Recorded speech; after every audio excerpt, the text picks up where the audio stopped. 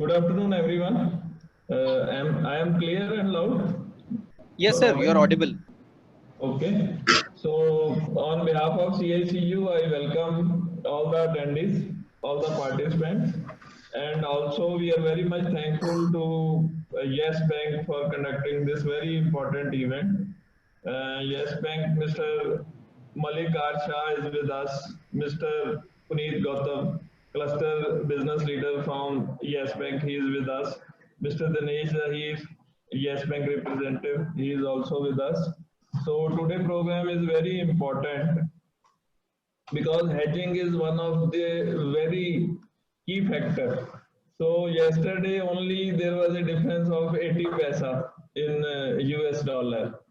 So normally MSME and industry in Ludhiana, they are working on very thin margin. So unless we hedge our currencies in both import and export, sometimes we make losses, huge losses. So today we have experts. We will discuss what are the good option, what are the best method of hedging, and we should do hedging not for speculation. It is for business protection. And sometimes people save their business with hedging, and sometimes they make the loss. I will not take much of the time, so we will go to the speakers.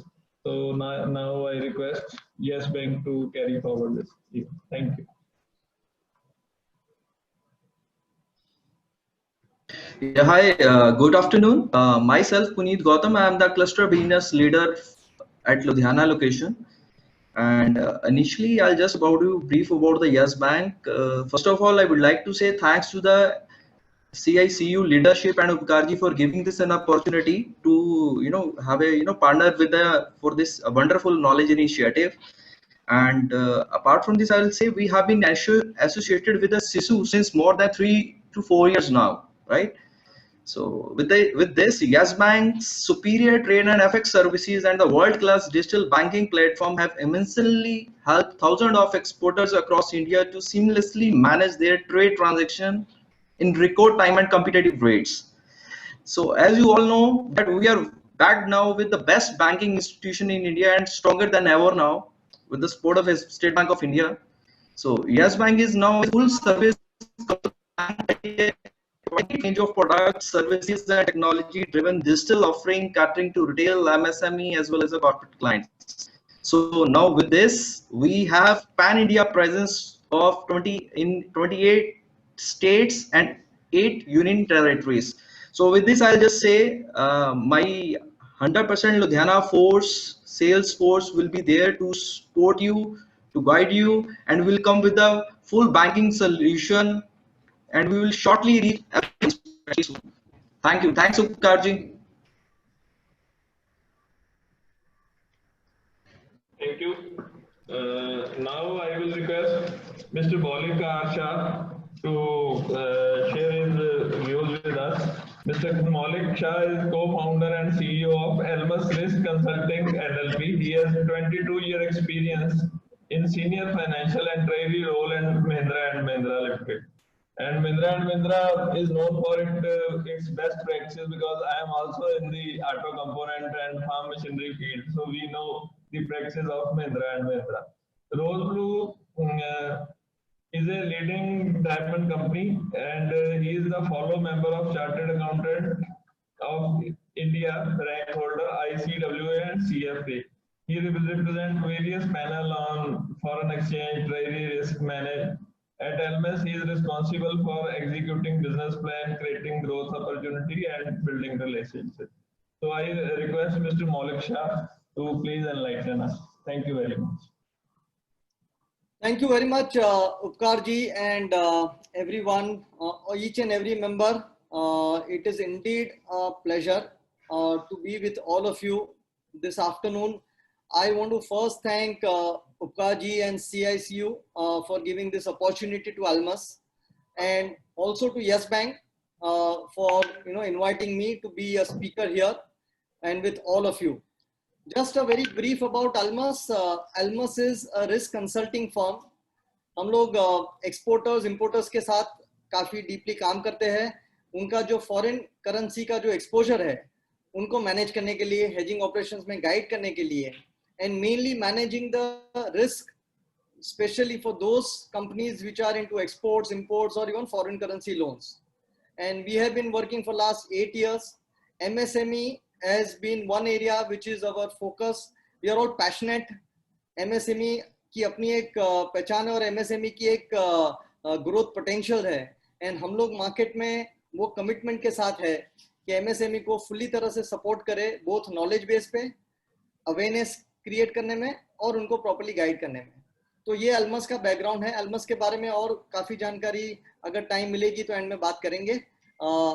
2012 से हम लोग ये market में हैं and working with various companies across all the industries.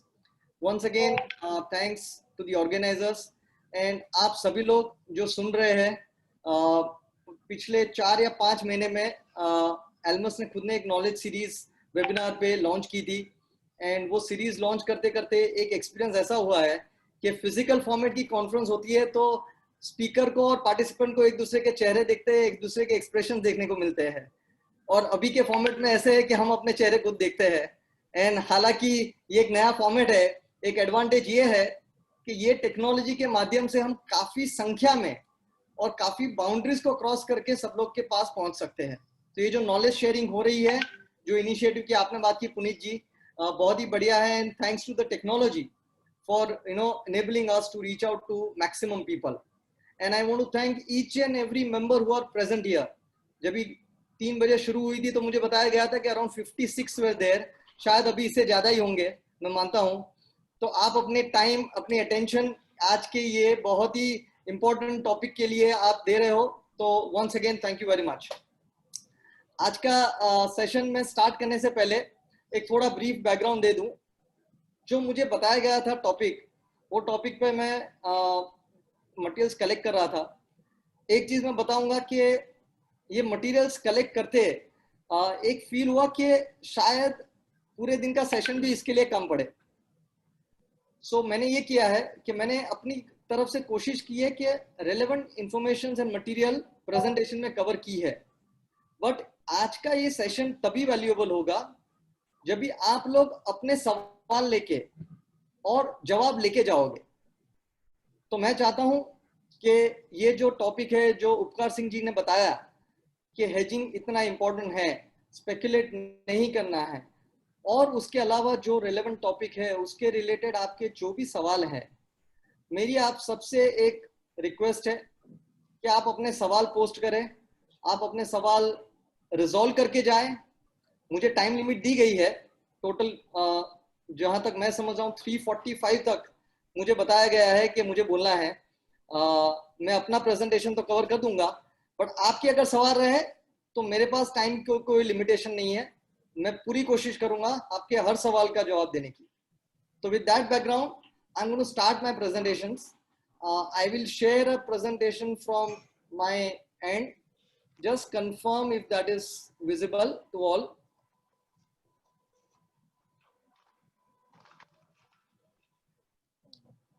Is this clear? Yeah, Maulik, it is clear. Okay, so आज के presentation में मैंने ब्रॉडली 3 एरिया पे फोकस किया है.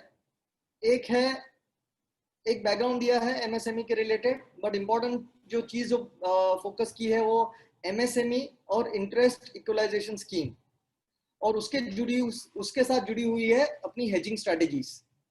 तो हम लोग बात करेंगे इंटरेस्ट इक्वलाइजेशन स्कीम के ऊपर प्लस हेजिंग टूल्स के ऊपर. जैसे उपकार सिंह जी ने बताया कि कल मार्केट में 70 पैसा यूएसडी आया ना, नीचे गिरा. तो क्या फैक्टर्स है और क्या करेंसी का आउटलुक है, और स्पेशली पिछले 4 या 5 महीने में ये जो पेंडेमिक की वजह से अलग अलग फाइनेंशियल मार्केट में जो इम्पैक्ट हुई है, उसकी वजह से आगे के आने वाले दिनों में हम क्या देख रहे हैं. तो वो एक सेक्शन कवर किया है जो है मार्केट आउटलुक के ऊपर. और एंड में एक हम लोग ने कैपेक्स रिलेटेड क्या क्या इंपोर्ट फाइनेंस प्रोडक्ट्स है वो कवर की है. तो ये 3 सेक्शन में जाने से पहले एक क्विक बैकग्राउंड मैं एमएसएमई के बारे में बता देता हूं. एमएसएमई इंडिया के लिए मतलब ऐसा कहा जाता है कि चाइना का जो ग्रोथ हुआ है वो गवर्नमेंट ने काफी हद तक एमएसएमई को सपोर्ट देके उसके ग्रोथ में कंट्रीब्यूट किया है। वैसे ही आज इंडिया में है। इंडिया में आप देखोगे, हालांकि ये रिपोर्ट 2018 का है, बट वो रिपोर्ट के टाइम पे भी 6.33 करोड़ एमएसएमई थे एंड जो लोग एम्प्लॉय कर रहे थे 11 करोड़ लोग, मतलब जो वर्किंग क्लास है उसकी ऑलमोस्ट 0.5% मतलब 50% की पॉपुलेशन को उन लोग एम्प्लॉयमेंट दे रहे थे। एमएसएमई इंडिया के लिए, गवर्नमेंट के लिए बहुत ही मायने रखता है। 30% ऑफ इंडिया जीडीपी कंट्रीब्यूट करता है और 45% of India total manufacturing and 40% of India exports. अगर हम एमएसएमई के अंदर आते हैं, एमएसएमई देखते हैं तो micro, small and medium. Even with in MSME micro की कैटेगरीज काफी सारी ज्यादा संख्या में है। तो आप देखेंगे तो rural, urban and MSME overall उसमें करीबन 99% जो पोर्शन है वो है माइक्रो। एंड ये माइक्रो एमएसएमई को कैसे एफिशिएंट बनाया जाए, कैसे उनको इनेबल किया जाए कि वो स्केल अप कर पाए, ये गवर्नमेंट का फोकस रहा है, रिजर्व बैंक ऑफ इंडिया का फोकस रहा है। एंड ये बैकग्राउंड में हमने देखी पिछले 4-5 महीने में, जैसे पेंडेमिक की सिचुएशन आई, उसके पहले भी एमएसएमई को काफी हद तक स्ट्रेस हुआ है। पिछले 3-4 साल की अगर बात करें तो पॉइंट आउट करेंगे स्पेसिफिक इंसिडेंट्स को, तो हम बोल सकते हैं कि आईएलएफएस का जो एनबीएफसी सिनारियो जो कोलैप्स हुआ उसकी वजह से, बिकॉज काफी सारी एनबीएफसी एमएसएमई को लैंड कर रही थी। डीमोनेटाइजेशन हुआ, उसमें भी एमएसएमई को इंपैक्ट हुआ है बिकॉज लिक्विडिटी मार्केट से चली गई। जीएसटी इंट्रोड्यूस हुआ, एमएसएमई जनरली अनऑर्गेनाइज्ड रहते हैं, तो वो ऑर्गेनाइज्ड फॉर्मेट में शिफ्ट होने के लिए एक टाइम लगता है। And GST is all about formalising the entire operations. So ये जीएसटी जब इंट्रोड्यूस हुआ उसकी भी इंपैक्ट एमएसएमई सेगमेंट को हुई है। और ये चीज जो कम थी, सबसे बड़ा इंपैक्ट हुआ है मार्च से जो लॉकडाउन हुआ ड्यू टू पेंडेमिक। पेंडेमिक की वजह से बिजनेस कम से कम मैं बता सकता हूं कि 200 कंट्री में एक साथ में लॉकडाउन आज तक हिस्ट्री में, मैनकाइंड की हिस्ट्री में नहीं हुआ है। एंड जो एमएसएमई है, जो डिपेंड करते हैं डे टू डे लिक्विडिटी पे, उनको मैक्सिमम इंपैक्ट हुई है। एंड ये बैकग्राउंड की वजह से both government and Reserve bank of India has been focused on supporting MSME through various measures. आने के स्लाइड में, नेक्स्ट स्लाइड में जो मैंने कवर किया है, रिजर्व बैंक और गवर्नमेंट ने क्या क्या एक्शन लिए हैं। अभी ये जो इंफॉर्मेशन मैं आपको दे रहा हूं, आपको नोट करने की जरूरत नहीं है। ये मैं प्रेजेंटेशन, ये रिजर्व बैंक ऑफ इंडिया के सर्कुलर्स है, एक रेडी रेक्टर के जैसे मैंने ये कैप्चर किया है। मैं सिर्फ ब्रीफ दे देता हूं। इसकी प्रेजेंटेशन अवेलेबल है ऑर्गेनाइजर्स के पास, साथ में इसकी अगर सर्कुलर की कॉपी चाहिए वो भी मैं अवेलेबल कर दूंगा। बट इसमें से मैं कुछ कुछ पॉइंट आपसे शेयर करता हूं। एंड वो इसके लिए शेयर करता हूं ताकि आप लोग जो एमएसएमई हो, जो लोग मैन्युफैक्चरिंग सेक्टर में हो, अपने यूनिट लेके बैठे हो, उसमें क्या गवर्नमेंट ने सपोर्ट किया है, और आप अगर इसमें से कुछ भी एडवांटेजेस या बेनिफिट्स नहीं ले रहे हो तो जरूरी है कि आपको इसकी जानकारी मिले। तो ये बैकग्राउंड से एक क्विक स्नैपशॉट दे रहा हूं। सबसे पहला, एंड मैं रन थ्रू कर रहा हूं, मार्च से जब भी लॉकडाउन हुआ, सबसे पहले रिजर्व बैंक ऑफ इंडिया ने अनाउंस किया था अपना रेगुलेटरी एंड डेवलपमेंट पैकेज। उन्होंने बताया था कि ये टाइम फ्रेम में जब भी पूरा बिजनेस बंद है तो एमएसएमई को बैंकिंग सपोर्ट मिलना चाहिए। इसकी वजह से उन्होंने मोरेटोरियम दिया टर्म लोन्स के रीपेमेंट में, इंटरेस्ट ऑन टर्म लोन्स के लिए भी रीपेमेंट के लिए मोरेटोरियम दिया, और वर्किंग कैपिटल के लिए बैंक को बताया गया कि आप जो भी पीसी, पीएससी, एक्सपोर्ट फाइनेंस अगर ड्यू है आप उसको एक्सटेंड करें।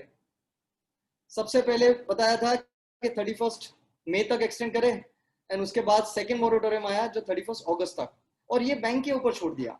आरबीआई ने बैंक को डिस्क्रिशन दिया कि आप अपने हिसाब से उनको सपोर्ट करें, और जो बैंक्स एमएसएमई के साथ क्लोजली कनेक्टेड थे उन्होंने वो एक्सटेंड भी किया है।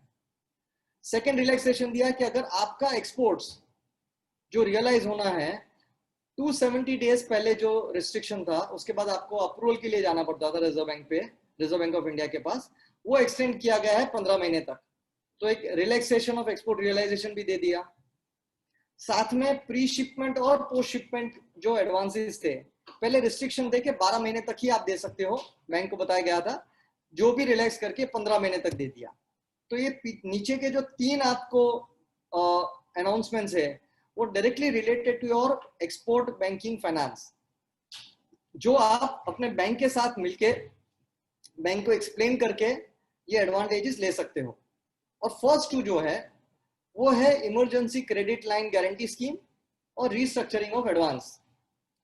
फर्स्ट के ऊपर अगर मैं बात करूं, रिजर्व बैंक ऑफ इंडिया ने देखा, गवर्नमेंट ने देखा कि ये टाइम फ्रेम में बैंकिंग सेक्टर एडवांसेस या लोन्स एमएसएमई या कोई भी कंपनीज को देना नहीं चाहती है, बिकॉज उनको भी पता नहीं है कि ये कितनी एडवांसेस क्रेडिटेबल होगी या उसमें से कोई रिस्क होगा। वो एश्योरेंस देने के लिए आरबीआई ने बताया कि गवर्नमेंट उसको सपोर्ट करेगी, आप आगे एडवांसेस दो। तो जो जो एमएसएमई स्टैंडर्ड है, मतलब जो जिनकी डिफॉल्ट नहीं हुई है, वो एमएसएमई को बैंक ने एक्सटेंड एडिशनल लोन दे सकते हैं और इसकी गारंटी गवर्नमेंट देगी। सो हुआ ये कि रिजर्व बैंक ऑफ इंडिया ने बैंक को सपोर्ट किया लिक्विडिटी प्रोवाइड करके, और बैंक को गवर्नमेंट ने सपोर्ट किया कि आप एमएसएमई को जब भी लैंड करते हो तो उसकी क्रेडिट की चिंता आप मत करें, मैं आपको गारंटी दे रही हूं। सो ये सपोर्ट में total 3 lakh crore government of India ने अलग से उसको एलोकेट किए हैं। और आज हम लोग जब भी बात कर रहे हैं उसमें से 3 लाख करोड़ में से करीबन 1 लाख करोड़ से ज्यादा ये फंड्स डिसबर्स हो चुके हैं। तो ये भी एक गवर्नमेंट की तरफ से एक अटेम्प्ट है कि एमएसएमई को आप फुल सपोर्ट करें, उसकी गारंटी और उसकी क्रेडिट की चिंता आप ना करें, बैंक को बताया हम खड़े हैं। काफी एमएसएमई को स्ट्रेस भी हुआ था, तो उनको बैंक को डायरेक्शन दिया गया कि आप वन टाइम रीस्ट्रक्चरिंग कर सकते हो एमएसएमई के साथ डिस्कशन करके, और वो वन टाइम रीस्ट्रक्चरिंग के लिए भी रिजर्व बैंक ऑफ इंडिया ने गाइडलाइन इशू की। तो ये सब चीज शेयर करने का पर्पज सिर्फ इतना है, हालांकि हम हेजिंग टूल के ऊपर बात करेंगे, रिस्क मैनेजमेंट के ऊपर बात करेंगे, वेरियस इंस्ट्रूमेंट के ऊपर बात करेंगे, बट ये 4 महीने में जो हुआ है लॉकडाउन, उसका जो जो अनाउंसमेंट्स गवर्नमेंट ने किए हैं आप अपने जानकारी के लिए रखें, एंड इसमें जो जो आपको अप्लीकेबल है वो आप अपने बैंकिंग पार्टनर के साथ बात करें, एंड अपने बिजनेस में आप उसको कैसे एडवांटेज और उसको कैसे बेनिफिट कर सकते हो वो आप अपने लिए ये डिसाइड करें। तो मैं अभी आता हूं अपने आज के टॉपिक पे, जिसमें 2 चीज है। एक है कि रिजर्व बैंक ऑफ इंडिया की इंटरेस्ट इक्वलाइजेशन स्कीम, और वो बेनिफिट लेने के लिए क्या हमको अपने ऑपरेशंस में और अपने बैंकिंग ऑपरेशन में प्लस फॉरवर्ड कॉन्ट्रैक्ट बुकिंग में कैसे हमको प्रोसेस सेट करना है, ताकि हमको मैक्सिमम एडवांटेज फंड्स जो बैंक से मिल रहे हैं वो 0 कॉस्ट में हमको फंडिंग बैंक से, बैंकिंग सिस्टम से अवेलेबल हो। बट उसके लिए before we go into how to set the process, how to make the most use of this benefit, let me first talk about what is interest equalization schemes, और उसके लिए उसका क्या MSME का जो नया डेफिनेशन आया है वो डेफिनेशन में हम लोग फॉल होते हैं नहीं होते, उसकी एक असेसमेंट कर ले नेक्स्ट 2 स्लाइड में। अगेन ये मैंने रेफरेंसेस दिए हैं आरबीआई इंटरेस्ट इक्वलाइजेशन स्कीम के, आपको नोट करने की जरूरत नहीं है, ये सर्कुलर और सब अवेलेबल हो जाएंगे ऑर्गेनाइजर्स के पास। मैं आपसे 2 मिनट लेता हूं पहले इंटरेस्ट इक्वलाइजेशन स्कीम के बारे में बात करने के लिए, और उसके बाद फॉरवर्ड कॉन्ट्रैक्ट को कैसे इसके साथ लिंक किया जाए। सो इंटरेस्ट इक्वलाइजेशन स्कीम के ऊपर बात करें तो ये स्कीम है जो रिजर्व बैंक ऑफ इंडिया ने इंट्रोड्यूस की थी 1 अप्रैल 2015 को, और ये स्कीम थी 5 साल के लिए। तो जब इंट्रोड्यूस की थी तो 2020 31 मार्च को ये स्कीम एंड होने वाली थी। रिजर्व बैंक ऑफ इंडिया ने अनाउंस किया कि इसको और 1 साल तक एक्सटेंड किया जाएगा। अभी ये इंटरेस्ट इक्वलाइजेशन स्कीम क्या है और गवर्नमेंट उससे क्या बेनिफिट देना चाहती है। तो आप सभी लोग जो एमएसएमई हो, और मैं मानता हूं आप एमएसएमई हो, नई डेफिनेशन के हिसाब से आपको चेक करना होगा। गवर्नमेंट ने बताया है सबसे पहले कि एक लिस्ट दी 416 टैरिफ आइटम की, तो आप जब ये एक्सपोर्ट करते हो तो एक एचएस कोड होता है, वो HS code 416 tariff line item में अगर वो इंक्लूडेड है तो आपको बाय डिफॉल्ट 3% की सबवेंशन मिलेगी। ये सबवेंशन मतलब बैंक आपको जो एक्सपोर्ट फाइनेंस दे रही है, जिसमें प्री शिपमेंट है और पोस्ट शिपमेंट है, वो दोनों में आपको जो बैंक रुपी में चार्ज कर रही है उससे 3% का फायदा होगा। मतलब अगर आपको बैंक 9% चार्ज कर रही है तो बैंक आपको 6% चार्ज करेगी, अगर 10% चार्ज कर रही है तो आपको 7% चार्ज करेगी। बट ये तो रहा जो 416 टैरिफ लाइन आइटम्स है। गवर्नमेंट ने इसके अलावा एक बेनिफिट इंट्रोड्यूस किया एंड वो है ऑल एमएसएमई के लिए। ऑल एमएसएमई मतलब जो भी एमएसएमई है अक्रॉस एनी एचएस कोड, आप कोई भी प्रोडक्ट एक्सपोर्ट करते हो, अगर आप एमएसएमई में हो तो आपको 5% सबवेंशन मिलेगा। 5% सबवेंशन मतलब अगर 9% है तो नेट 4% में, और 10% तो नेट 5% में। अभी आप एमएसएमई हो या नहीं हो, उसका असेसमेंट कैसे किया जाए? पहले 26 जून 2020 को एमएसएमई एक्ट में चेंज हुआ। उसके पहले तक डेफिनेशन कुछ और थी और अभी एमएसएमई की नई डेफिनेशन आई है। और जो एमएसएमई की नई डेफिनेशन है उसके बारे में बात करते हैं एंड वो बहुत ही रेलेवेंट है। इसमें भी मैं एक बात कहना चाहूंगा कि reserve bank of India, MSME minister and government of India पिछले काफी टाइम से ये एमएसएमई की डेफिनेशन को लेके काफी कोशिश कर रहे थे कि ज्यादा से ज्यादा एमएसएमई को ये बेनिफिट दिया जाए।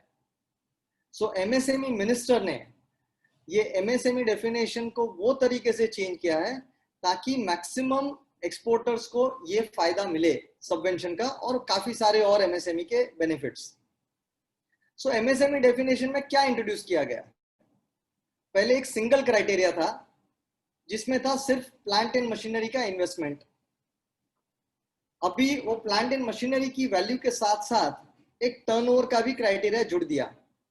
मैं ये नेक्स्ट स्लाइड में आपसे ये इंक्लूड ये एक डेफिनेशन क्लियर करता हूं कि 3 कैटेगरीज है, माइक्रो, स्मॉल एंड मीडियम।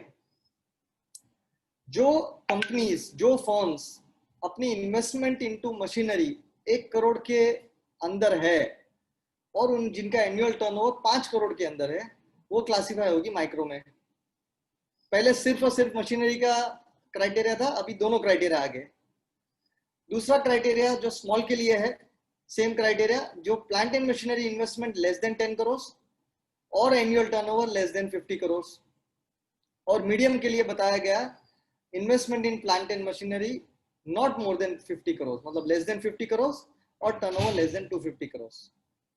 इसके अलावा जो एक रिलैक्सेशन दिया है कि आपका टोटल एक्सपोर्ट टर्नओवर ये टर्नओवर में इंक्लूड नहीं होगा। सो अगर आप एमएसएमई हो और आपका टर्नओवर है 500 करोड़, बट उसमें से अगर 400 करोड़ एक्सपोर्ट है और 100 करोड़ लोकल है तो सिर्फ 100 करोड़ गिना जाएगा ये डेफिनेशन के लिए, और वो हिसाब से आप एमएसएमई में क्वालिफाई होंगे और वो एमएसएमई में क्वालिफाई होंगे तो आपको बेनिफिट भी मिलेगा। सो आपको जो आपका कुछ भी टर्नओवर रहने दो, अगर वो एक्सपोर्ट रिलेटेड है तो आप एमएसएमई में क्वालिफाई होंगे जब तक आपका investment into machinery is less than 1 crore, 10 crore और 50 करोड़। सो एक्सपोर्ट आप स्केल अप करो, एफिशिएंसी बढ़ाओ एंड फिर भी आप एमएसएमई की डेफिनेशन से बाहर नहीं जाओगे। तो ये गवर्नमेंट ने काफी सुविधा दी है। तो जो गैजेट पास हुआ था 26 जून को, बहुत ही इंपॉर्टेंट डॉक्यूमेंट है, ये गैजेट ऑफ इंडिया है। एमएसएमई एक्ट 2004 जो अमेंड हुआ था, ये गैजेट की पास होने के बाद उसमें ये 9 पॉइंट्स कवर किए गए थे। गैजेट की कॉपी भी मैं ऑर्गेनाइजर्स को दे दूंगा, जो आपके पास हैंडी रेडी रेकनर के तौर पे मिलेगी। बट इंपॉर्टेंट जो पॉइंट है जो मैंने हाईलाइट किए हैं वो है एक कंपोजिट क्राइटेरिया जो हमने कवर किया, इन्वेस्टमेंट एंड टर्नओवर के। प्लांट एंड मशीनरी का जो वैल्यू है वो पिकअप करेंगे आपके इनकम टैक्स रिटर्न से। सो आज की तारीख में आपने 31 मार्च 2020 में इनकम टैक्स रिटर्न फाइल किया है और उसका WDV कैलकुलेट होगा, नहीं कि ओरिजिनल प्राइस। तो ये भी बहुत बड़ा शिफ्ट है, क्योंकि पहले ओरिजिनल प्राइस था और अभी WDV आया है, और WDV काफी कम होती है। इसकी वजह से भी काफी MSME ये डेफिनेशन के अंदर इंक्लूड हो गए हैं, और जो टर्नओवर है उसमें एक्सपोर्ट एक्सक्लूड किया है। दूसरा एक जो रिलैक्सेशन दिया है कि जो MSME आज की तारीख में नहीं है अभी तक, और ये कभी इन्होंने ये अप्लाई नहीं किया, उनको लिए बताया है कि आपको सेल्फ डिक्लेरेशन के बेसिस पे MSME पोर्टल पे रजिस्टर करना है, एंड वो हिसाब से आपको बेनिफिट बैंक से मिलता जाएगा। तो ये MSME में आपका रजिस्ट्रेशन होना बहुत ही क्रिटिकल है आपके बिजनेस के लिए, ताकि आपको बैंक 5% सबवेंशन एक्सटेंड कर सके, और वो 5% सबवेंशन बैंक को रिजर्व बैंक ऑफ इंडिया देती है।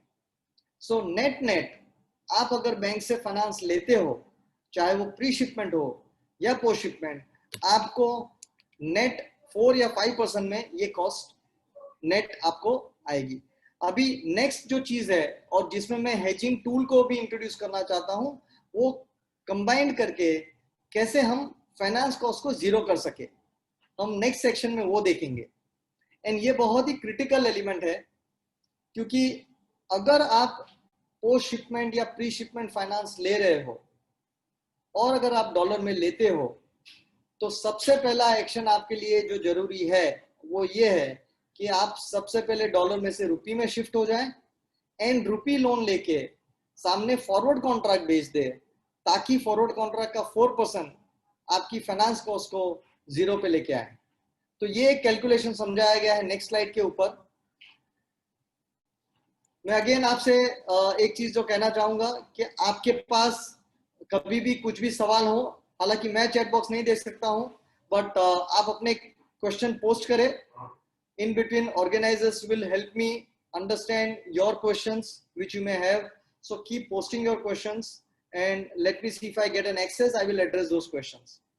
So ये एक सिंपल सा इक्वेशन है कि या तो मैं एक्सपोर्ट फाइनेंस डॉलर में अवेल कर रहा हूं, और डॉलर में आपको बैंक चार्ज करती होगी लाइबोर प्लस या तो 150 बेसिस, 250 या 350, और डिपेंडिंग ऑन आपके और बैंक के नेगोशिएशन के ऊपर, तो आपको एक डॉलर में एक कॉस्ट आ रही है, समझो एवरेज 4.5% की। अभी आपको उसके सामने लेनी है रुपी कॉस्ट। आप बैंक के पास जाओगे, बोलोगे कि मुझे रुपी में लोन चाहिए, और वो रुपी में आपको बैंक अज्यूमिंग 9% दे रही है। आज की तारीख में फॉरवर्ड प्रीमियम चल रहा है 4%, 4%। आप जैसे ही जो दिन पे आपने रुपी लोन लिया है, वही दिन पे आप फॉरवर्ड कॉन्ट्रैक्ट बुक करें, 4% का प्रीमियम ले, और साथ में इंटरेस्ट सबवेंशन आपको मिले, तो नेट आपको कॉस्ट ऑफ फाइनेंस आ रही है 0%। यही रिजर्व बैंक ऑफ इंडिया का ऑब्जेक्टिव है, ये गवर्नमेंट का ऑब्जेक्टिव है कि you as an MSME first आपको फंडिंग मिले, लिक्विडिटी मिले, और सेकंड वो लिक्विडिटी जीरो कॉस्ट पे आपको रहे। तो ये दोनों तरीके गवर्नमेंट के एफर्ट से और RBI के एफर्ट से ये इंश्योर करने की कोशिश की गई है। नाउ उसमें एक मुद्दा जो आता है, एंड जिसके ऊपर मैं थोड़ा डिटेल में बात करना चाहूंगा, एंड वो है कि आप कौन से स्टेज पे अपना हेजिंग करें। मैं जहां तक समझता हूं, आप अलग अलग सेक्टर से हो, मतलब कोई कंपनीज रहेगी टेक्सटाइल में, कोई रहेगी ऑटो कंपोनेंट्स में, लुधियाना है, बाइसिकल का बड़ा मार्केट है।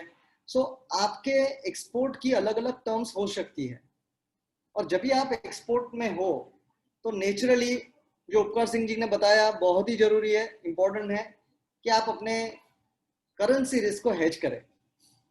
सो एक साइड का ऑब्जेक्टिव है करेंसी को हेज करना, दूसरी साइड का ऑब्जेक्टिव है बैंक से फाइनेंस लेना, और ये दोनों चीज कंबाइन करके मैं मेरा बैंकिंग एंड ट्रेजरी ऑपरेशंस कैसे एफिशिएंटली रन कर सकता हूं, वो अपने को एस्टेब्लिश करना है, एंड उसके ऊपर अपने को फोकस करनी है।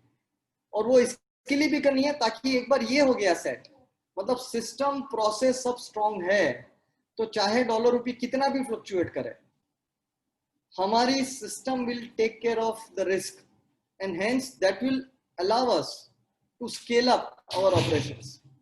और आज की तारीख में MSME की scaling up is the single largest objective of the government and MSME sector.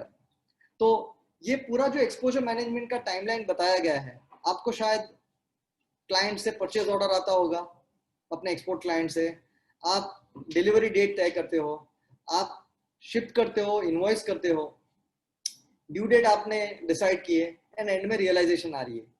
तो कभी आपको फॉरवर्ड कॉन्ट्रैक्ट लेना है एंड उसके लिए सिंपल सा तरीका है कि आप जो डेट पे अपने क्लाइंट से क्वांटिटी और प्राइस फॉरेन करेंसी में फिक्स करते हो, वही टाइमलाइन पे आपको इधर लोकल में फॉरवर्ड कॉन्ट्रैक्ट हेज करना है. फिर से मैं बताता हूं, जो मोमेंट पे आप अपने कस्टमर के साथ क्वांटिटी और rate in foreign currency decide करते हो, वही डेट पे आपको फॉरवर्ड कॉन्ट्रैक्ट की बुकिंग करनी है, आपको वो डेट पे हेजिंग करनी है. हेजिंग से होगा क्या कि आपने समझो मान ले बिजनेस में मेरे कस्टमर ने ये डेट पे मुझे बताया कि मैं आपको $10 में 100 यूनिट्स आपसे बाय कर रहा हूं. तो मैं चाहूंगा कि $10 की मेरी जो कॉस्टिंग है रुपीज में, और आज चल रहा है रेट 74.30 के हिसाब से मैंने अपनी कॉस्टिंग लगा दी और वो हिसाब से उसको कन्वर्ट करके प्राइस भी कोट कर ली, $10 में मैं मंजूर हूं. तो मुझे 74.30 और अगर उसकी ये पूरी टाइमलाइन 3 महीने से लेके अगर 6 महीने तक भी है, तो ये मैं 6 महीने तक का या 3 महीने तक का फॉरवर्ड कॉन्ट्रैक्ट बुक करूंगा. 2 चीज करूंगा उसमें, एक 74.30 को लॉक कर दिया, दूसरा 3 महीना या 6 महीने का 4% का प्रीमियम भी मैंने लॉक कर दिया. और उसके बाद मुझे मेरी मैन्युफैक्चरिंग के लिए जो भी फंड्स की आवश्यकता है, मैं रुपये में लूंगा, डॉलर में नहीं लूंगा.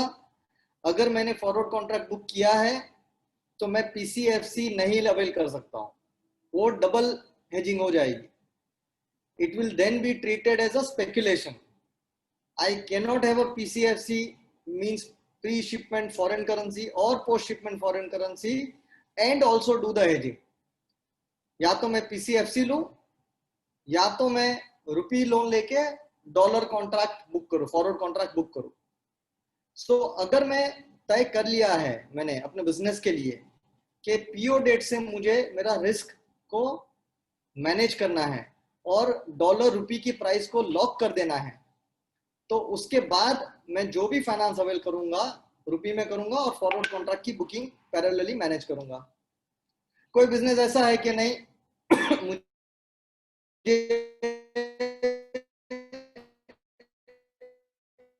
मैं जब भी गुड्स शिप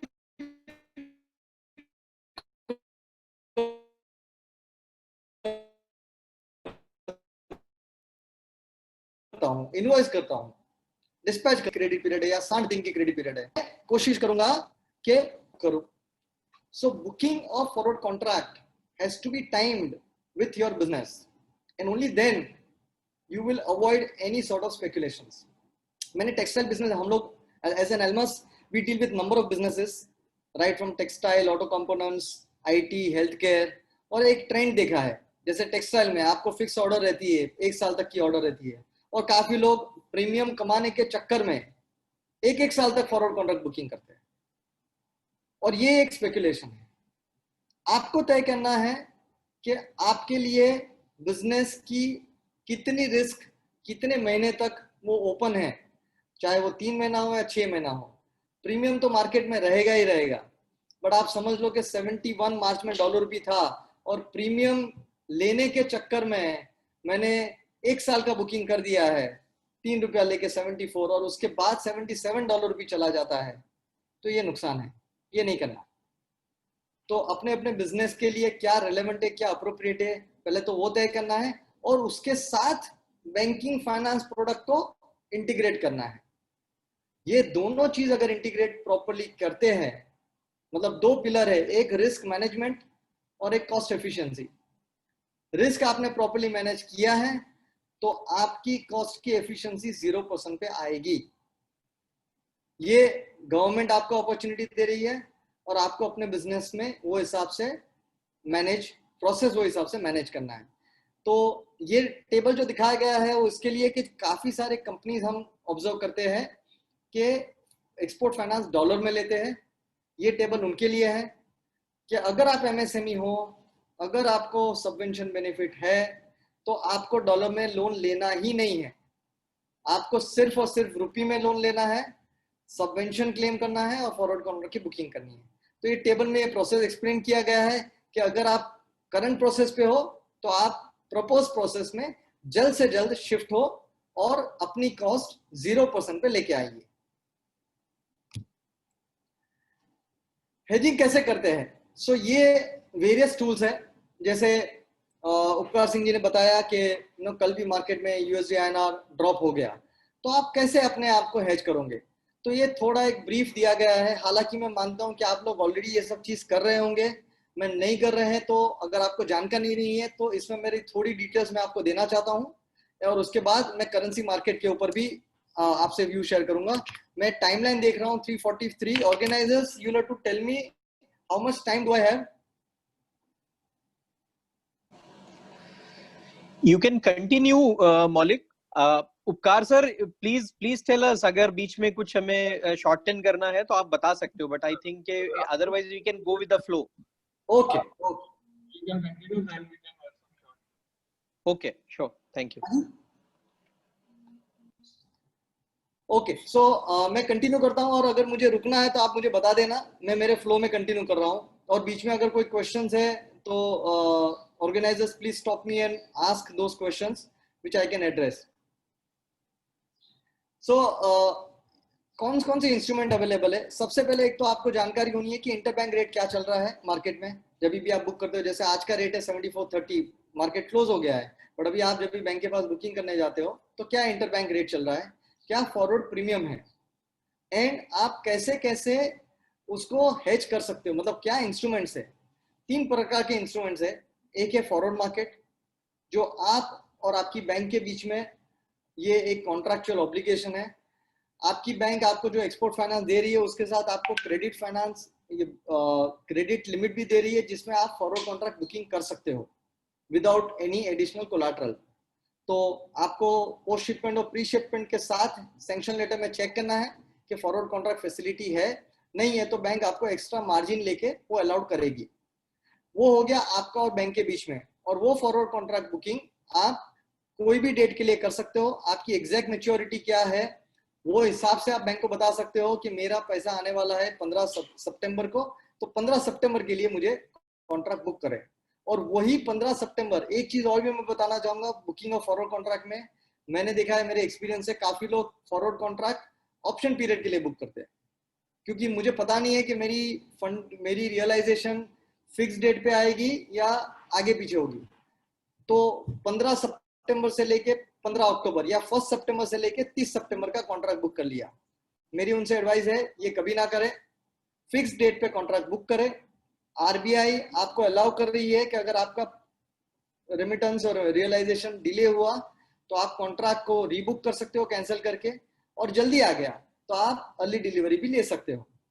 फिक्स डेट पे बुक करने से एडवांटेज ये है कि लास्ट डेट ऑफ रियलाइजेशन तक आपको प्रीमियम मिलेगा। ऑप्शन पीरियड में सिर्फ फर्स्ट डेट तक आपको ऑप्शन फॉरवर्ड प्रीमियम मिलता है, तो ये ध्यान रखें। ये रही बात फॉरवर्ड कॉन्ट्रैक्ट की। सेकंड इंस्ट्रूमेंट अवेलेबल है फ्यूचर कॉन्ट्रैक्ट। आपको उसके लिए एक्सचेंज में अकाउंट ओपन करने हैं। एक्सचेंज जैसे Bombay stock exchange, national stock exchange. ये एक्सचेंज आपको एक एडवांटेज दे रहा है, जैसे अभी पेंडेमिक सिचुएशन में मार्केट 10 से 2 ही एक्टिव है, सो काफी टाइम मार्केट वोलेटाइल होता है, न्यूज आती है, यूरोपियन टाइम पे न्यूज आती है।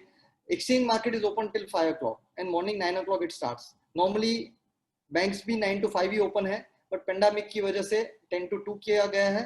तो आपके पास अगर एक्सचेंज में फैसिलिटी है, नहीं है तो अपने ब्रोकर से कनेक्ट कीजिए और अपना एक्सचेंज अकाउंट ओपन करवा दीजिए, ताकि आपको एक ऑल्टरनेट अरेंजमेंट मिले बुकिंग करने के लिए।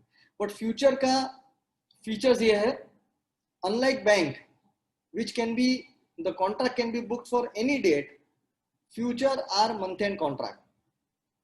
सो आपको हमेशा नेक्स्ट मंथ मतलब 30 सितंबर, अभी 31 अगस्त, 30 सितंबर, 31 अक्टूबर फिक्स डेट कॉन्ट्रैक्ट के लिए ही आपको बुकिंग करनी है। तो आपको अपने फ्लोज के साथ एक्सचेंज के कॉन्ट्रैक्ट को मैच करना होगा। तो अगर मान लीजिए आपने 31 अगस्त को कॉन्ट्रैक्ट बुक किया है और कल 26 अगस्त को आपका रेमिटेंस आता है, तो आपको रियलाइजेशन स्पॉट पे लेनी है और आपको फ्यूचर में जो बुक किया वो उसको कैंसिल करनी है। तो ये ऑपरेशन आपको मैनेज करनी होगी अगर आप फ्यूचर्स में करते हैं तो। और तीसरा इंस्ट्रूमेंट है ऑप्शंस। ऑप्शंस जिसमें कॉल ऑप्शन है, पुट ऑप्शन है, मैं नेक्स्ट स्लाइड पे एक्सप्लेन करता हूँ। ये मैंने आपको फ्यूचर्स और फॉरवर्ड्स क्या डिस्टिंक्शन दिया, क्या फ्यूचर मार्केट है, क्या फॉरवर्ड मार्केट है। ये presentation will be available, you can go through that. And options अगर लेते हो तो काफी टाइम ऐसा हुआ है कि एज एन एक्सपोर्टर, जैसे मार्च 1 की बात करें तो डॉलर रुपीज 71 और 10 मार्च के पहले 74 हाफ चला गया था। तो काफी टाइम मार्केट में क्राइसिस होती है, वोलेटिलिटी होती है। ये टाइम में एज एन एक्सपोर्टर और इवन अपने बिजनेस में, जैसे आपको ऑर्डर है और आपको पता है कि मेरे कंसिस्टेंट ऑर्डर रहेंगी, तो मैं उसको कैसे हेज करूं। अगर आप फॉरवर्ड बुक करते हो और डॉलर रुपये ऊपर जाती है तो आप कॉन्ट्रैक्ट के ऊपर M2M नेगेटिव इम्पैक्ट होता है उसका। तो ऑप्शंस आपको एक इंस्ट्रूमेंट देता है मार्केट में कि आप अगर रुपी वीक है, डिप्रिशिएट हो रही है, तो आपने अगर पुट ऑप्शन के थ्रू अपनी रिस्क मैनेज की है तो डिप्रिसिएशन में आपको लॉस एक्स्ट्रा नहीं होगा, जो फॉरवर्ड कॉन्ट्रैक्ट में हो सकता है। जैसे एग्जांपल के तौर पे बात करें कि 71 जब भी था मार्च में, तो आपने अगर 6 महीने की बुकिंग की है ₹1.5 लेके, तो 72.50 हो गया। उसके सामने आप ऑप्शन भी बाय कर सकते थे 71 पुट ऑप्शन का, जो आपको प्रोटेक्शन देता था कि अगर डॉलर रुपये नीचे की तरफ मूवमेंट हो रही है 70 या 68 की तरफ, तो एटलीस्ट आपका प्रोटेक्शन है। बट उसके लिए आपको अपफ्रंट में कुछ प्रीमियम पे करना है। बट उसका एडवांटेज ये है कि अगर 74 हाफ चला जाएगा तो आपको कोई नुकसान नहीं है। जो फॉरवर्ड कॉन्ट्रैक्ट बुकिंग में आपको नुकसान है कि 72 हाफ का आपने जो 6 महीने का फॉरवर्ड बुक किया है और मार्केट में अगर 74 हाफ गया या फिर इवन 76 गया, तो उसका नेगेटिव M2M और even loss funding on maturity is what you will have to manage. जो ऑप्शन में ये फैसिलिटी है कि आपको लॉस में पार्टिसिपेट नहीं करना है, सिर्फ और सिर्फ गेन में पार्टिसिपेट करना है, बट उसकी एक कॉस्ट है। सो काफी सारी कंपनीज पुट ऑप्शंस बाय करती है, अपफ्रंट प्रीमियम भी पे करती है, आपका रिस्क मैनेज हो सकता है, साथ में आपको लॉस पार्टिसिपेशन नहीं है।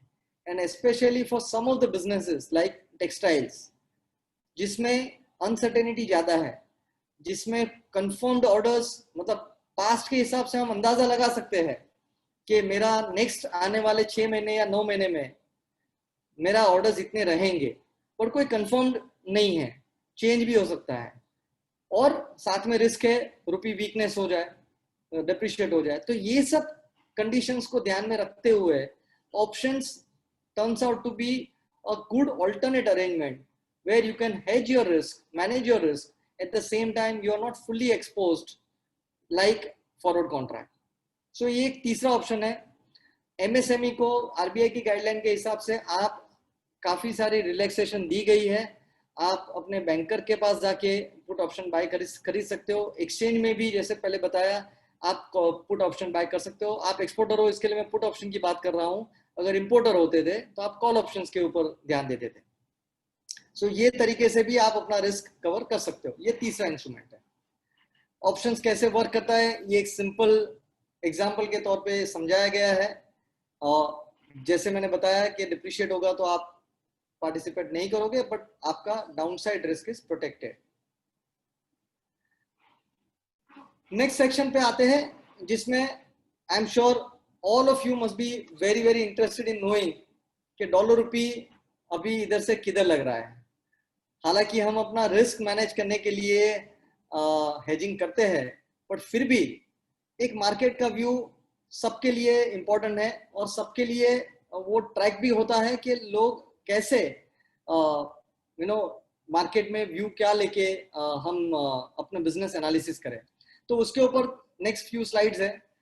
करेंसी मार्केट को एनालाइज करने के लिए सिंपल है, आप काफी सारे फैक्टर्स को जिसका इम्पैक्ट है करेंसी मार्केट के ऊपर, बट ये फैक्टर्स का बहुत ही ब्रीफ पॉइंट्स आपको बताता हूँ। एंड वो बताने के टाइम पे लास्ट 3-4 महीने में क्या हुआ है, क्या मार्केट की कैरेक्टरिस्टिक्स चेंज हुई है, वो भी मैं कवर करता हूँ। So let me start with this. जैसे मैंने बताया कि मार्च अप्रैल में जो लॉकडाउन हुआ, मैनकाइंड हिस्ट्री में फर्स्ट टाइम ऐसा पेंडेमिक सिचुएशन जिसमें 200 कंट्री एक साथ लॉकडाउन हुई। अलग अलग गवर्नमेंट ने अलग अलग तरीके से उसको डील करने की कोशिश की है। Western countries specially US and Europe, उन्होंने ये सिचुएशन को डील करने के लिए काफी हद तक fiscal stimulus, very aggressive fiscal stimulus.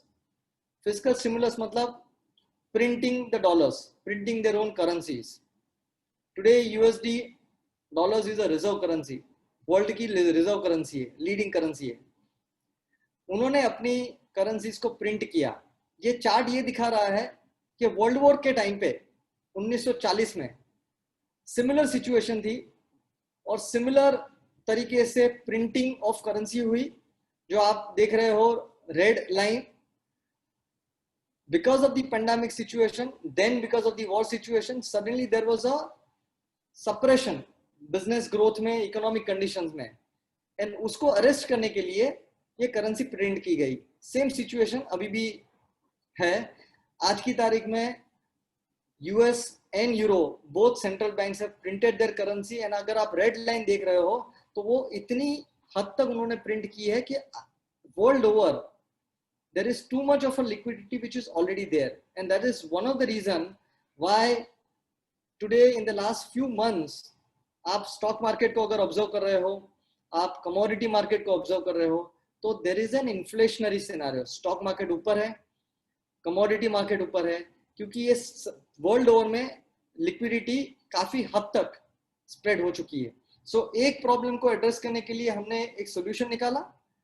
It is like मेरा पेशेंट आईसीयू में है, वेंटिलेटर में है, और मैं इसको स्टीरॉइड दे रहा हूँ, वेंटिलेटर दे रहा हूँ, कब तक चलेगा मुझे पता नहीं है, बट आज की तारीख में मुझे उसको वेंटिलेटर पे रखना है। इसके क्या फ्यूचर इम्प्लीकेशन है सबके लिए कहना बहुत मुश्किल है, क्योंकि ये जो लिक्विडिटी वर्ल्ड ओवर स्प्रेड हुई है वो भी अपने आप में एक इश्यू क्रिएट करेगी फ्यूचर में। बट आज की तारीख में इंपॉर्टेंट ये है कि एड्रेस करे करंट प्रॉब्लम। इंडियन गवर्नमेंट ने इतना अग्रेशन नहीं दिखाया फिस्कल स्टिमुलस में। उन्होंने बैंकिंग सेक्टर को स्ट्रॉन्ग करने की कोशिश की। इंडिया के पास उतनी फिस्कल स्पेस भी नहीं है हम उतने स्टिमुलस करें, बट इसका जो इम्पैक्ट हुआ है वो है हमारे फ्लोस पे। तो आज की सिचुएशन में आप देखेंगे एज अ कंट्री, एंड ये इंपॉर्टेंट पीस है करेंसी का व्यू लेने के लिए, हम एज अ कंट्री देखेंगे तो करंट अकाउंट में हमेशा सालों से डेफिसिट है। मतलब हमारी इंपोर्ट्स बड़ी है, ज्यादा है, और एक्सपोर्ट्स कम है, और ये काफी सालों से चला रहा है। मतलब हमारा इंपोर्ट्स कंजम्पशन सब एक्सपोर्ट से मुकाबले में काफी ज्यादा है। बट दो चीज सिग्निफिकेंट हुई है ये पेंडेमिक में। एक तो होना ऑयल प्राइस ड्रॉप। सो हमारे इंपोर्ट कंटेंट में $120 बिलियन लास्ट ईयर की अगर बात करें तो करीबन हम $480 बिलियन की इंपोर्ट करते हैं एज अ कंट्री। 120 से 130 बिलियन डॉलर्स की इंपोर्ट हम सिर्फ ऑयल की करते हैं, और लास्ट ईयर का रेट था $65 to $70, जो ये साल में कम होके, जो आप ट्रैक कर ही रहे होंगे, करीबन 40-45 के बीच में स्टेबलाइज हो रहा है। इसकी वजह से ऑयल इंपोर्ट बिल्स पे काफी हद तक राहत हुई है।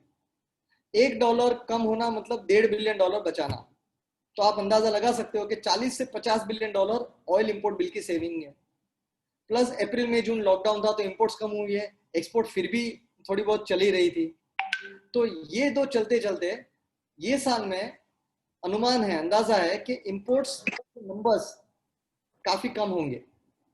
एंड एज अ कंट्री जो लास्ट ईयर की हमारी करंट अकाउंट डेफिसिट थी वो ये साल करंट अकाउंट सरप्लस होगी। करंट अकाउंट के अलावा कैपिटल अकाउंट में हमारे पास, जैसे आपने रिलायंस की डील सुनी होगी, कम से कम $20 बिलियन की कैपिटल इनफ्लोज आई है, और उसके अलावा भी काफी सारी बैंक्स अपने कैपिटल इश्यूज प्लान लेके आ रही है मार्केट में, लोग चाइना का ऑल्टरनेटिव ढूंढ रहे हैं, लोगों को इंडिया में इमर्जिंग इकोनॉमी के वजह से एक अट्रैक्शन है इन्वेस्ट करने के लिए, इसकी वजह से भी काफी सारी एफडीआईज आ रही है। तो ऐसा माना जाता है कि हालांकि इंडिया की इकोनॉमिक कंडीशंस इतनी स्ट्रांग नहीं है, अपनी कंट्री स्लो डाउन पे थी पेंडेमिक के पहले और अभी भी है, फाइनेंशियल एंड हाँ जी फाइनेंशियल एंड बैंकिंग सेक्टर अभी भी स्टेबलाइज हो रहे हैं।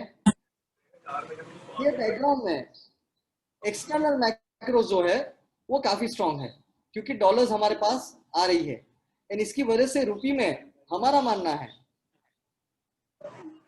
नेक्स्ट स्लाइड अगर मैं बात में रुपी के व्यू पे आता हूं, बट उसका एक स्लाइड मैं आपको दे दूं कि जो इन्फ्लोज हुआ है डॉलर्स में, वो रिजर्व बैंक ऑफ इंडिया ने कंसिस्टेंटली अपनी फॉरेक्स रिजर्व बढ़ाई है।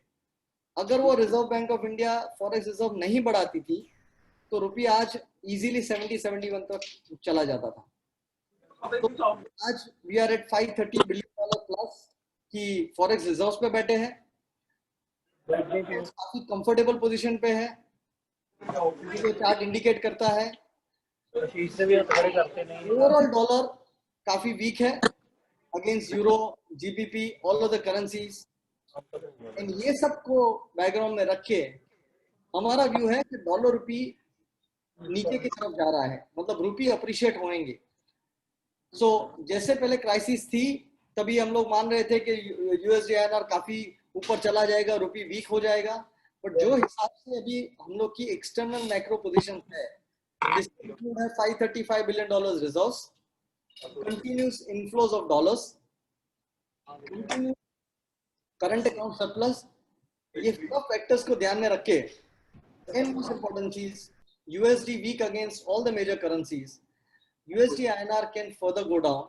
कल एक इंडिकेशन दिया गया था मार्केट में कि काफी टाइम से 74.50 लेवल्स ब्रेक नहीं कर रहे थे, reserve bank of India protect कर रहा था, बट कल के एक इंडिकेशन के बाद आज भी 74-30-40 के आसपास डॉलर रुपीस क्लोज हुआ है, एंड हम कोई लग रहा है, हमारा व्यू है कि ये यूएसडी आईएनआर ग्रेजुअली 73.5 की तरफ जा रहा है। Having said this, one word of caution, and this is for all the exporters especially, because अगर USD INR का व्यू नीचे का है तो मुझे स्पॉट भी नीचे दिख रहा है, प्रीमियम भी दिख रहा है, ये दो की वजह से मेरा ग्रीड बढ़ जाता है और बुकिंग करने के लिए। एक चीज मैं बताना चाहूंगा कि जैसे पहले बताया कि too much of liquidity, too much of printing currencies is going to create another crisis। आपको सबको 2008 याद होगा, 2008 में जनवरी में फ्रेडी फेनी मैक का डिफॉल्ट हुआ था अमेरिका में, उसके 9 महीने के बाद लेमन ब्रदर्स का क्राइसिस हुआ था। आज पेंडेमिक अप्रैल में जून में हुआ है, लॉकडाउन की वजह से काफी सारे सेक्टर्स डैमेज हो गए हैं, एयरलाइन इंडस्ट्री, रेस्टोरेंट, टूरिज्म। इसकी वजह से वर्ल्ड में बैंकरप्सीज की एक काफी हद तक एक क्राइसिस आने की संभावना है। वो कभी आएगी पता नहीं है, बट वो क्राइसिस जब भी आएगी तभी emerging market currencies including USD INR will be under pressure, rupee will weaken. So अभी इमीडिएट हम देख रहे हैं रुपी स्ट्रॉन्ग है, फ्लोज भी है, बट बैकग्राउंड में रखनी है कि ये रिस्क भी it is always there for all of us, so not to be extra adventurous and book dollar rupee more than what business requires। जितनी जरूरत है वो पक्का हेज करनी है, बट उससे ज्यादा एक्सेस बुकिंग नहीं करनी है। तो ये एक नोट है। फॉरवर्ड प्रीमियम की अगर बात करें तो आज की तारीख में 4% का प्रीमियम है। ये एक चार्ट आपको इंडिकेट करता है कि प्रीमियम्स भी over a period of time has moved up and down. Current premium is 4%, मतलब एक साल का ₹3.10 का प्रीमियम चल रहा है। एवरेज पर मंथ 25 पैसा प्रीमियम आपको मिलता है एज एन एक्सपोर्टर। सो आपको ये एक बैकग्राउंड में रखना है जो परसेंटेज टर्म में मायने रखता है। एंड अभी लास्ट बात करेंगे हम लोग एक इंपोर्ट फाइनेंस प्रोडक्ट की, स्पेसिफिकली फॉर कैपेक्स इंपोर्ट्स, जो अपने टॉपिक में कवर है। एक ही स्लाइड है उसमें, मैं उसका रिजर्व बैंक ऑफ इंडिया का गाइडलाइन भी दे रहा हूँ एज रेफरेंस के तौर पे, बट एक बेसिक लेवल की गाइडलाइन अगर समझ ले कि आपको कैपिटल आइटम्स को इंपोर्ट करनी है, उसके 3 तरीके हैं, आप उसको फाइनेंस कर सकते हो। एक बायर्स क्रेडिट, दूसरे सप्लायर्स क्रेडिट। तो ये दोनों बायर्स क्रेडिट और supplier credit part of trade credit framework है रिजर्व बैंक ऑफ इंडिया के मास्टर डायरेक्शंस के। और तीसरा है ईसीबी। जनरली बायर्स क्रेडिट और सप्लायर क्रेडिट आपको 3 साल तक अवेलेबल है फॉर कैपेक्स इंपोर्ट्स। अगर आप बायर्स क्रेडिट और सप्लायर क्रेडिट लेते हो फॉर वर्किंग कैपिटल तो वो 1 साल तक ही है। सो नॉर्मल केस में आपके सप्लायर या लोकल बैंक्स जो आपको क्रेडिट लाइन दे रही है वो 3 साल तक कैपेक्स के लिए आपको ये फैसिलिटी दे सकती है। ऑल्टरनेट अरेंजमेंट है एक्सटर्नल कमर्शियल बोरोइंग। ईसीबी की गाइडलाइन पिछले कई महीनों में रिजर्व बैंक ऑफ इंडिया ने काफी हद तक रिलैक्स कर दी है। आप ईसीबी कैपिटल के लिए कैपिटल इंपोर्ट के लिए बोरो कर सकते हो 3 years, 5 years, even 10 years. ECB की डिटेल गाइडलाइन है। हमारा एक अलग से सेक्शन है ईसीबी का जो क्लाइंट को एडवाइस करता है कैसे उसका रिस्क मैनेज किया जाए। ये सभी चीज में आपको करेंसी रिस्क मैनेज करनी है प्लस इंटरेस्ट रेट मैनेज करनी है। ईसीबी की गाइडलाइन में मिनिमम एवरेज मैच्योरिटी पीरियड जिसको MAMP बोलते हैं उसकी भी गाइडलाइंस है डिटेल आरबीआई की गाइडलाइन में। ईसीबी पहले वर्किंग कैपिटल के लिए अलाउड नहीं था जो अभी अलाउड है। तो ये गाइडलाइन भी आपको ध्यान रखनी है कि किस पर्पस के लिए आप ईसीबी ले रहे हो। बट ये तीनों इंस्ट्रूमेंट्स अवेलेबल हैं और काफी हद तक ये रिलैक्स किए गए हैं। सो आपके बिजनेस के लिए क्या अप्रोप्रिएट इंस्ट्रूमेंट्स है एंड मोस्ट इंपॉर्टेंट चीज, अगर फॉरेन करेंसी में आप लोन लेते हो बायर्स क्रेडिट, सप्लाई क्रेडिट या ईसीबी, तो दोनों चीज को मैनेज करना बहुत ही जरूरी है। एक है करेंसी रिस्क एंड दूसरा है interest rate risk. Interest rate risk specially इसकी थोड़ी एक मिनट बात करूं तो इंटरेस्ट रेट रिस्क आज की तारीख में बॉटम पे है। अगर वो इंटरेस्ट रेट रिस्क आने वाले दिनों में अगर बढ़ना शुरू होते हैं तो आपकी जो भी लॉन्ग टर्म लोन्स है जो फ्लोटिंग रेट के ऊपर है तो वो भी आपके लिए एक रिस्क है अगर वो रेट्स ऊपर जा रही है तो ये भी आपको ध्यान में रखनी है। I think I have covered the topic that was part of our today's discussion. Briefly मैं सम अप करूं तो reserve bank of India, government of India ने आपको MSME को काफी सपोर्ट किया है through various instruments. As an exporter, चाहे वो टेक्सटाइल हो, बाइसिकल हो, कोई भी इंडस्ट्री के हो, आप अपने बैंक के पास से pre shipment, post shipment avail कर सकते हो और साथ में वो रुपये में लेके डॉलर रुपये को आपको हेज करना है।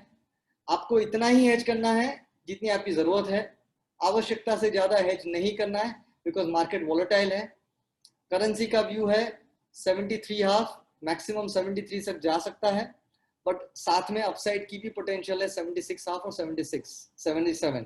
सो अगर मुझे 6 महीने का रेंज आपको बताना है तो मैं बोलूंगा 73 on a lower side and 77 on a higher side. So ये रेंज को माइंड में रखे, आप अपना रिस्क मैनेजमेंट प्लान करें।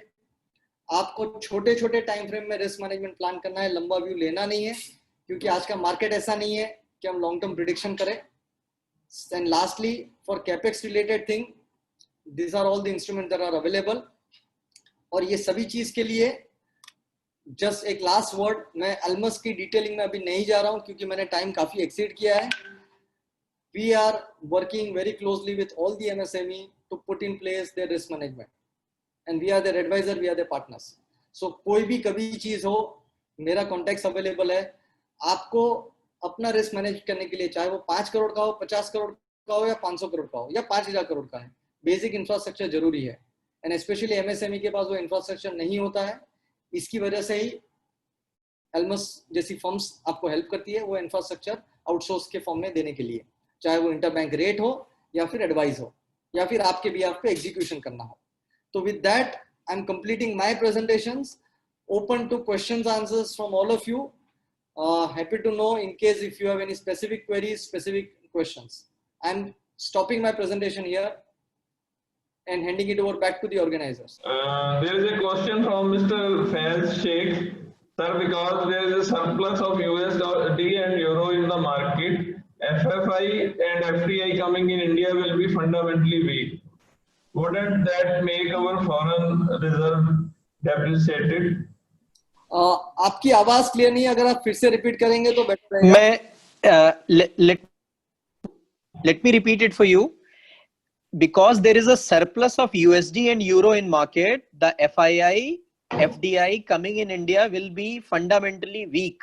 Wouldn't that make our foreign reserve depreciated? So, forex reserves की अगर बात करें, and if I have understood your questions correctly, okay, there will be a dollar inflows, and this additional dollar inflows, how will it impact our forex reserves? Will it depreciate or appreciate? मैं अपने forex reserve की बात करूं, $530 billion, उसमें करीबन 35 to 40% dollars में है, बाकी नॉन डॉलर करेंसी में है, और 6 to 7% भी गोल्ड में है. तो जब भी हम लोग डॉलर्स की इनफ्लोज आ रही है, तो RBI, reserve bank of India के पास चॉइस है कि वो तो या डॉलर में इन्वेस्ट करे ताकि डॉलर का बैलेंस बढ़ा रहे, या तो फिर डॉलर से लेके यूरो में इन्वेस्ट करे. तो आपने अगर ऑब्जर्व किया है कि पिछले 3 महीने में अपनी रिजर्व्स काफी बढ़ी है, कंक्लूड कर देगा, और वो रिजर्व्स के साथ यूरो भी काफी ऊपर गया है. एंड इसकी वजह से, ये डाइवर्सिफिकेशन की वजह से नॉन डॉलर करेंसीज काफी स्ट्रांग हो रही है पिछले कई दिनों में. तो वो एक ट्रेंड दिखा जा रहा है.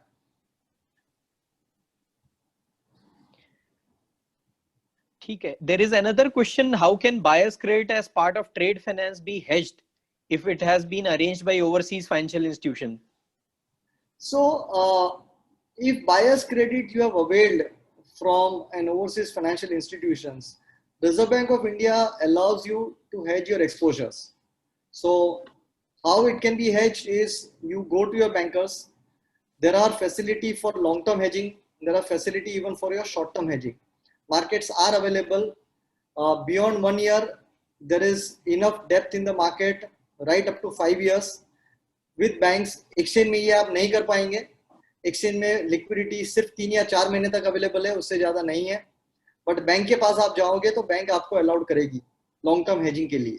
And RBI की guideline permit भी करती है. So there is enough depth in the market.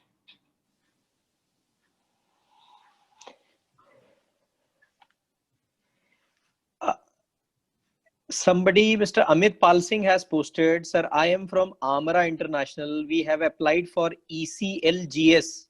No default at all, and bank says we will give you at the earliest, but the bank manager is not supporting us. Please advise what to do.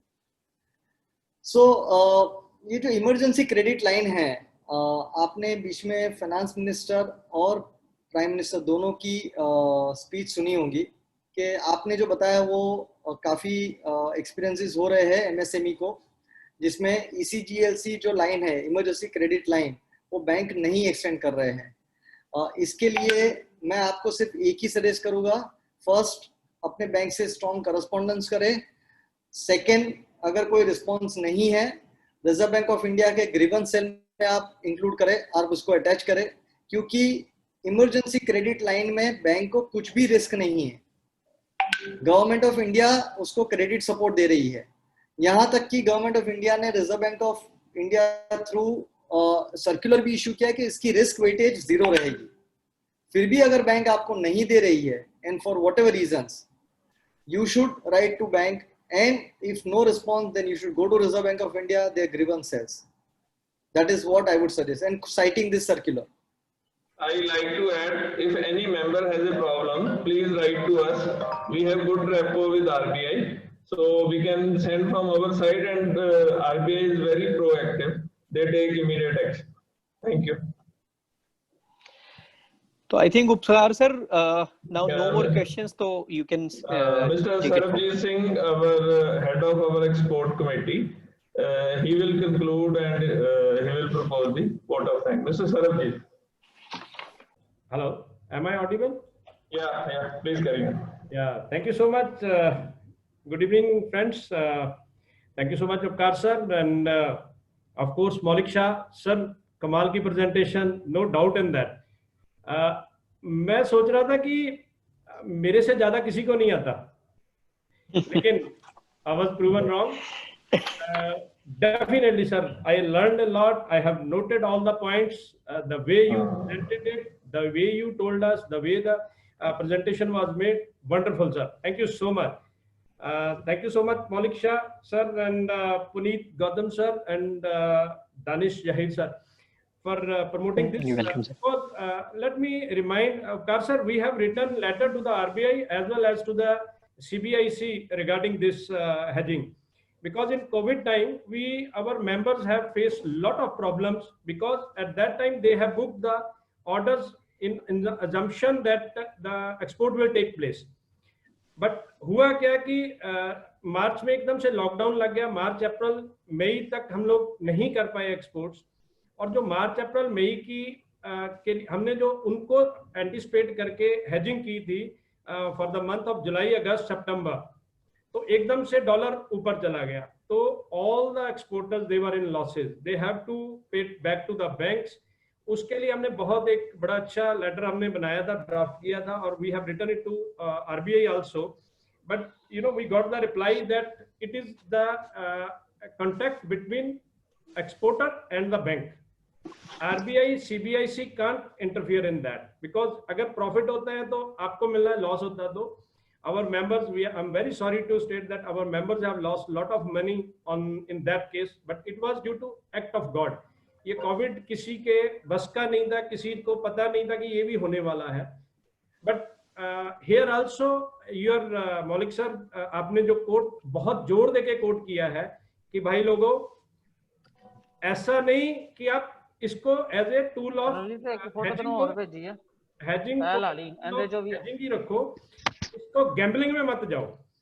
आपने बहुत अच्छी तरह से समझाया. मेरे ख्याल से दोस्तों को समझ आ गई होगी कि ये गैम्बलिंग नहीं है भाई, हैजिंग है. जितना एक्सपोर्ट ऑर्डर आपके पास है उसी के हिसाब से, उससे भी कम आप लेके चलो. अगर आपकी $1 लाख की रिक्वायरमेंट है particular for the month of November, तो आप उसको 80,000 पे रखो. 20,000 you leave it to the act of God. कुछ भी हो सकता है, कहीं भी कुछ भी चला जा सकता है. But wonderful session sir, I really must appreciate. और यस बैंक को thank you so much. Yes bank, ये आपने मौलिक सर ने आके हमें ये सब चीजें दोबारा से रिमाइंड कराई हैं. बहुत से एक्सपोर्टर को पता है, बहुत को नहीं भी पता है. But it really it will work for the betterment of the Ludhiana exporters, जिसके लिए CICU हमेशा तैयार रहता है.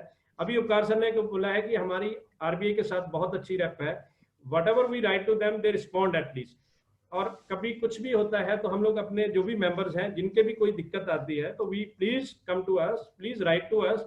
info@CICU बहुत अच्छा ईमेल ID बना हुआ है. You write to us, we will definitely respond, and we will write to again to the अकेला एक. और यहाँ पे तो हम बहुत सारे लोग हैं, 5,000 के करीब हमारी मेंबरशिप है, तो हमारा तो बहुत बड़ा एक प्लेटफॉर्म बन जाता है. इसके लिए हम लोगों को प्लीज, जो भी किसी को भी दिक्कत आती है तो प्लीज राइट टू अस. अगर बैंक के साथ है, बैंक के लिए राइट करो. अगर RBI के साथ है, उसके लिए भी हमें लिखो, ताकि हम लोग आगे आपकी जो ग्रीवेंसेस हैं उनको आगे लेके जा सके. हेजिंग के ऊपर तो मैं यही कहूंगा कि भाई ध्यान रखो, ये बहुत खतरनाक है. मैंने उपकार साहब से पहले भी कहा था, बहुत खतरनाक है. इफ यू कैन हैंडल, अगर तो बड़ी कंपनी है, ईस्टमैन इंडस्ट्री है, A1 साइकिल है, हीरो साइकिल है, वर्धमान है, they have the CS. But भाई MSME के पास तो एक ही आदमी होता है, वही PN भी है, वही मैनेजिंग डायरेक्टर भी है, तो वो क्या क्या करेगा उसके लिए. तो उसके लिए एक ही मेरी रिक्वेस्ट, सभी MSME जितने भी मेरे दोस्त लोग यहाँ पे हैं, जो नहीं भी हैं, बाद में वीडियो हम लोग शेयर करेंगे, तो उनके साथ मेरी एक ही रिक्वेस्ट है, डे टू डे आपको ध्यान देना है इसके ऊपर. रोज की रोज रेट चेक करना है. कल 80 पैसे गिर गया, किसी ने सोचा भी नहीं था कि इतनी जल्दी इतना कुछ हो जाएगा. किधर से US ने कोई प्लेन भेजा है चाइना के लिए, भेजा या नहीं भेजा, इट इज ऑल रूमर्स और ट्रू. बट 80 पैसे हमारे गिर गए. अब जिसने $1 लाख की कर रखी है, 80,000 रुपया गया उसका. तो we have to think that way. अगर आपकी हेजिंग सिर्फ वही कामयाब है जो आपने एक्चुअल में एक्सपोर्ट करनी है, जो आप उससे भी कम करनी है, ज्यादा नहीं करनी है. कभी भी गैम्बलिंग नहीं करनी है. गैम्बलिंग करनी है तो you can go to NSE NSIC, और उनके पास जाइए, आप शेयर बाजार में जाइए, तो वहां पे गैम्बलिंग के लिए भरे पड़े हैं. लेकिन एक्सपोर्ट में अगर आप MSME में सीरियसली एक्सपोर्टर्स हैं, इंपोर्टर्स हैं, तो don't go for hedging as a tool of gambling. तो इन्हीं शब्दों के साथ थैंक यू सो मच मौलिक Shah sir, keep in touch with us. हमारे आप हमेशा हमें ऐसे ही कुछ ना कुछ नया प्लीज बताते जाइए। और यस बैंक, आप Danish sir, Puneet Gautam sir, please keep in touch with us. अगर हमारे मेंबर्स को कभी भी कहीं भी यस बैंक के साथ प्रॉब्लम आती है तो वी विल डेफिनेटली, जैसे हमारे पास एचडीएफसी के Sure, sir. एचडीएफसी के गोयल सर हैं, तो कभी भी कोई दिक्कत एचडीएफसी के साथ होती है तो मैं सीधे ही बात कर लेता हूँ, गौतम सर यार बताओ यार क्या करना है इसका, भाई ये तुम्हारे आरबीआई के सर्कुलर आ गए हैं तो आप लोगों ने ये पेमेंट्स को नहीं किया है। तो वो गौतम जो अपने गोयल सर हैं, तो हमेशा वो हमारे मेंबर्स की जो है उनको समस्याओं का समाधान है, क्योंकि ब्रांच लेवल पे ये नहीं हो पाता है। जैसे पुनीत सर और आप दानिश सर हैं, तो ये ऐसा नहीं होता कि ब्रांच में सभी लोगों को सभी नॉलेज हो। वहां पे कुछ ना कुछ मेंबर्स की कुछ कोई पर्सनल रहती है प्रॉब्लम जो ब्रांच लेवल पे नहीं हो पाती है, तो फिर आप जैसे लोग हैं अगर, तो हम आपसे कांटेक्ट करें एज ए सीआईसीयू, या हमारे मेंबर आपसे सीआईसीयू के, तो आप उनकी प्रॉब्लम्स जो है उनको सॉर्ट आउट कर दीजिए। प्रॉब्लम्स छोटी होती हैं, जैसे कोई बिल दिया था तो वो आप लोगों ने गलती से, या एफआईआरसी इशू नहीं हुई या हो गई, या उसको नहीं अभी सॉर्ट आउट हो रहा, तो ऐसी छोटी छोटी सी दिक्कत होती हैं। तो उसके लिए आप प्लीज ये हमें अपना नंबर हमारे पास आ गया सरबजीत जी के पास, तो हम लोग we will be troubling you in coming future. और शब्दों के साथ thank you so much everybody. और सीआईसीयू मेंबर्स प्लीज आगे से यार ज्यादा ज्वाइन किया करो, ये बहुत अच्छे सेशन है, कम मिलते हैं ऐसे बंदे, ये बहुत कम मिलते हैं जो इतनी डिटेल में इतना कुछ बता के चले जाते हैं। प्लीज ज्वाइन करा करो सेशन को, और फिर बाद में आप लोग मेरे से पूछते हो, कार सर को लिखते हो, हमें खुद को भी नहीं इतना पता होता है जितना ये लोग समझा के चले जाते हैं। तो प्लीज आप भी, जो लोग हैं वो भी अटेंड करो, जो लोग नहीं है उनको भी बताओ कि आपने क्या मिस किया है। हम लोग भी वीडियो शेयर करके बताएंगे कि मिस उन्होंने क्या किया है। Thank you so much, thank you everybody, have good time, और जिंदाबाद। Okay, sir. Thanks a lot, Sarabjit sir. I would like to thanks all the participants who has taken out time and joined this session. I hope it was a worthy takeaway for everybody who has joined. Thank you so much, Uppkar sir, for giving us this opportunity. You have always been very helpful. We would like to extend this relationship to level further and keep doing such kind of events. Matlab, anything, I have shared a list of topics with you, so whatever you feel like. सरब sir, हमारी team भी आपके साथ connect करेगी, local team, Puneet is there as a cluster head, as well as हमारे trade experts are also there on the this meeting, so they will connect to you, being you are taking care of export piece. तो आपको कुछ भी issues है या जो भी, तो we would like to discuss with your members as well, जैसा भी रहेगा। और फाइनली लास्टली मौलिक जी, आई think you have got the feedback on yourself, but it was such a really a nice session that you have given today. It was a wonderful session and very exhaustively covering all the topics in a very short span of time. So hats off to you for your wonderful session, and I hope this is just the beginning. We will keep doing such organizing such session on different topics as well. This is not the only one. So thank you so much once again, everybody. Our team will be connecting to all the registered members as well as the attendees for any sort of help they require. Thank you so much. And last word, Sadhji Singh, आपने इतना अच्छा बात की. Again, I want to specially thank you. आपने हमारी efforts को एक acknowledgement दे दिया, तो बहुत ही अच्छा लगा. Thank you so much. और एक चीज मैं बताऊंगा सर, एक्चुअली मैं भी सेशन लेता हूँ, मैं आप खुद भी एक्सपोर्टर हूँ, मैं सेशन भी लेता हूँ, लेकिन इतनी डिटेल में जाकर इतना एक एक चीज को कवर करना है यार, कमाल है यार. Thank you. और एक चीज बताऊं सर, हमारी एमएसएमई के लिए एक पैशन है, तो हम हमेशा अवेलेबल है. आपका कितने भी एमएसएमई जो आपने बताई, इंफ्रास्ट्रक्चर जो नहीं है एमएसएमई के पास, वो हम आपसे प्रोवाइड कर सकते हैं, हम आपको प्रोवाइड कर, तो उसके लिए we are available. Please reach out, feel free to call us for anything. It will be a pleasure to serve you. Thank you so much. Thank you. Thank you so much. Thank you. Thank you.